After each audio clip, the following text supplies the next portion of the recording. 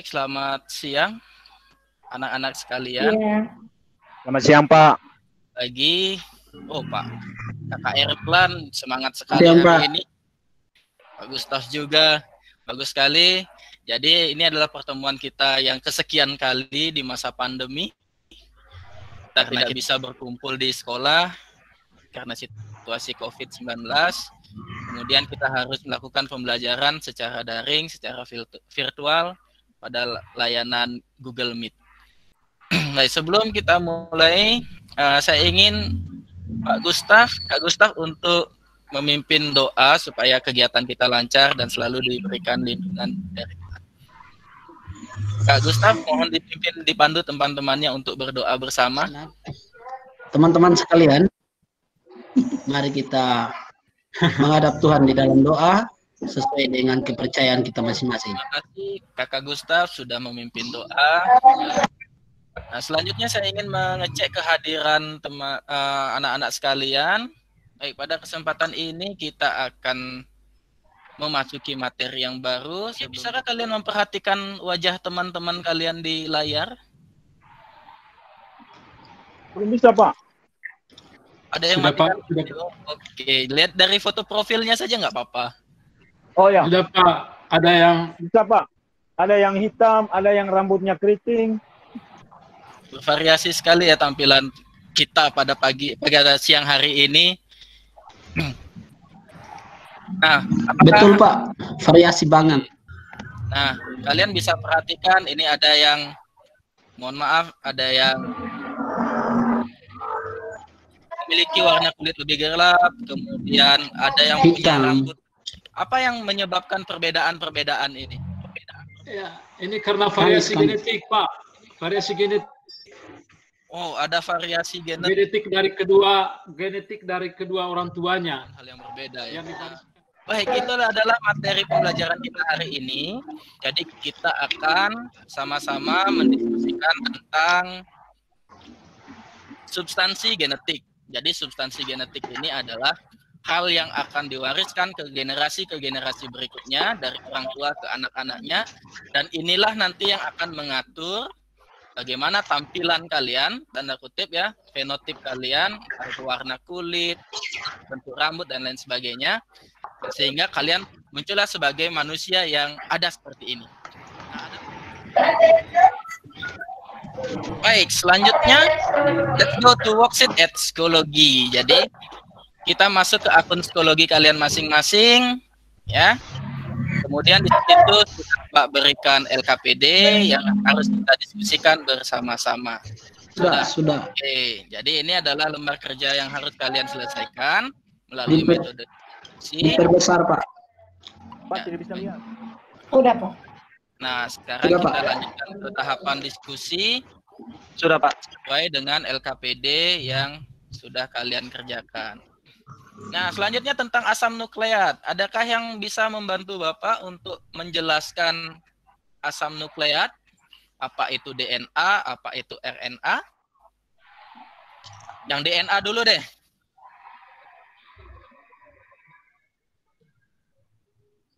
Kakak John kah?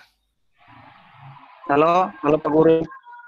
Iya, Kak John bisa Ya, bantu dengar. Bapak untuk Oh ya, bisa bantu Pak untuk menjelaskan struktur DNA?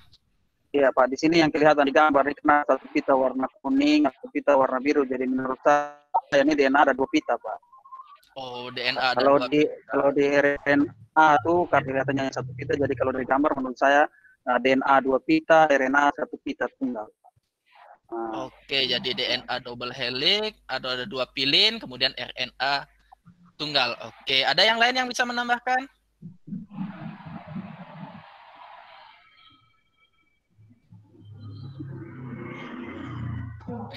Lihat dari basa nitrogennya lagi, Pak. Oh ya, Kak Gustaf, gimana bahasa nitrogennya? Ya, basa nitrogen yang tampil di gambar ini untuk DNA itu ada purin dan pirimidin.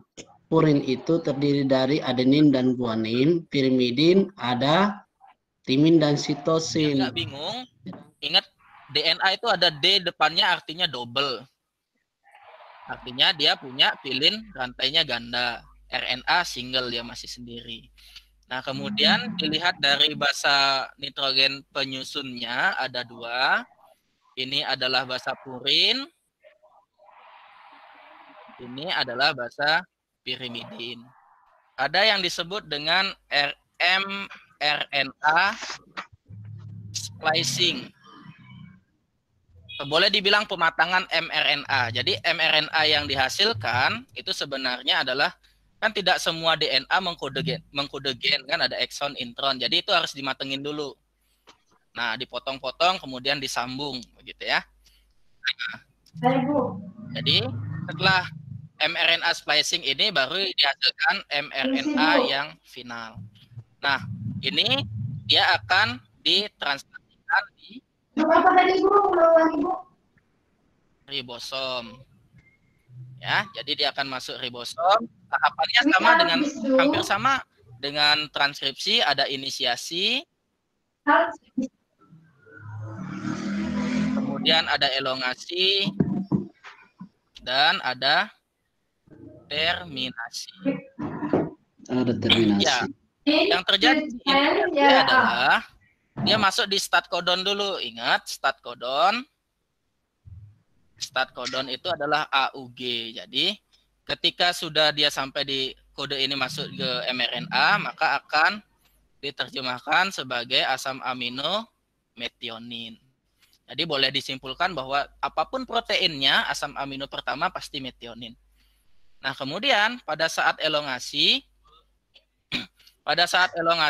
mRNA yang sisanya itu akan diterjemahkan. Ya, kemudian akan dipanggil asam amino yang sesuai dengan kode-kode genetik atau kodon yang tersedia. Pada tabel itu kan, kalian sudah lihat tabelnya. Jadi tinggal disesuaikan di situ apa kodenya, apa asam amino yang dibawa. Nah, pada saat terminasi, ya pada saat terminasi ini dia sampai di stop codon. Nah, stop codon ini ada 3, yaitu apa aja? UGA, UAA dan UAG, UGA. UAG. Sorry. Ini UAG, oke ya. Jadi ada 3. Jadi ketiga ini tidak mengkode asam amino, tetapi sebagai kode bahwa kerjaan lu udah selesai, yuk kita kembali ke tempat kita masing-masing. Ya silakan Kak Gustaf. Disampaikan simpulan. Saya mau menjawab. Iya, silakan. Saya mau menarik kesimpulan untuk perbedaan DNA dan RNA saya dulu. Ya, yang saya tangkap dari pembelajaran tadi bahwa perbedaan dari DNA dan RNA itu yang pertama, kalau DNA itu terdiri dari 2 heliks ganda. Kemudian kalau RNA hanya 1 pita. Yang kedua, bahwa perbedaan pada basa nitrogennya. Kita sudah sampai di ujung kegiatan. Nah, sebelum saya tutup, saya ingin mengingatkan ke seluruh anak-anak bahwa sebenarnya kalian ini adalah orang-orang yang jenius semuanya. Kalian punya bakat di bidang masing-masing. Tapi kalau saya harus menilai kalian dari kemampuan kalian berenang, maka kalau ada yang jadi ikan, itulah yang paling pintar, dan begitu seterusnya. Ini saya ingin minta bantuan kepada Ibu Meli, Kakak Meli untuk memimpin doa ya, karena kita sudah diberikan lindungan Tuhan sehingga pembelajaran pada hari ini berjalan dengan lancar. Silakan Kakak Meli untuk memimpin doa bersama. Oke. Baik, marilah kita menutup kegiatan pembelajaran kita kali ini dengan doa. Kita berdoa sesuai dengan ajaran agama dan kepercayaan kita masing-masing. Berdoa dimulai. Ya, terima kasih Kak Meli. Jadi kita sudah berdoa bersama dan pembelajaran hari ini sudah selesai. Untuk pertemuan berikutnya kita akan mendiskusikan tentang pembelahan sel. Jadi saya harap kalian membaca materinya atau mempersiapkan materinya dengan baik. Nah, jangan lupa untuk menyelesaikan soal ujiannya pada topik ini di psikologi. Jadi soal ujian itu bisa kalian akses sampai nanti jam 10 malam. Jadi silakan kalian bisa beristirahat dulu, kemudian refresh lagi ingatannya, ya, kemudian baru kita jawab soalnya itu. Jadi soal itu hanya bisa diakses 1 kali ya. Jadi saya harap kalian bisa mengerjakannya dengan baik dan memperoleh hasil yang maksimal. Demikian pembelajaran hari ini. Kita akan ketemu lagi minggu depan secara virtual. Terima kasih, selamat siang.